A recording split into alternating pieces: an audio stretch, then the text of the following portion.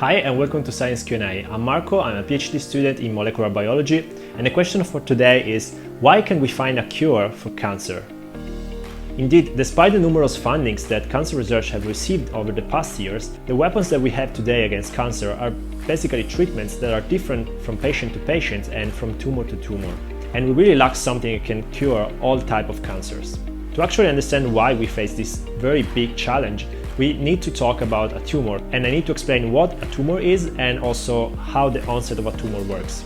A tumor can be briefly described as a hyperproliferation of cells in our body. Cells in our body are usually programmed to grow only to a certain point and to exert specific functions.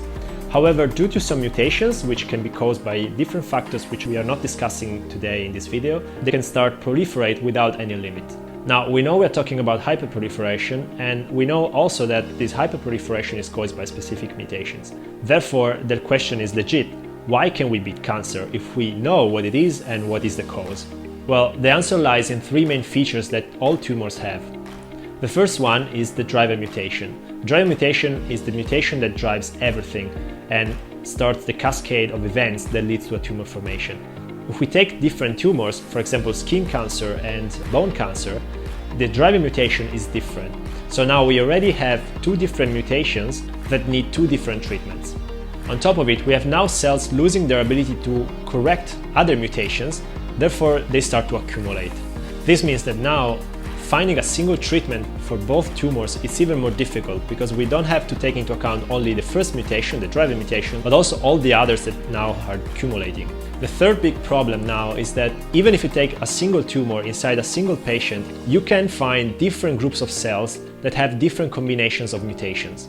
So even if we treat the patient with some medicine, we might end up killing only half of the tumor or maybe just part of it without touching the other part, which now will be able to proliferate and create even more problems. All these features I just described can be grouped into one single word, which is heterogeneity. And this, in the end, is really what is causing science so much problem in finding a cure against cancer. Indeed, modern medicine now is not really trying to find a universal cure for everybody, but is more focusing on finding the way to tailor a treatment on each single patient. And this is because, as we said, each tumor is different, and sometimes even the same kind of tumor, so a tumor on a specific tissue, can be different inside the same patient.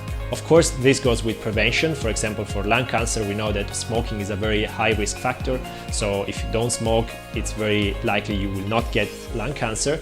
But for other types of cancers, sometimes we don't really know why they occur. So the only thing we can do is to try to find them and diagnose them very early. So first of all, before they actually get to a volume where it gets too difficult to kill them, but also that we have time to understand what combination of mutations they have, and therefore we can now make a specific treatment for the specific case.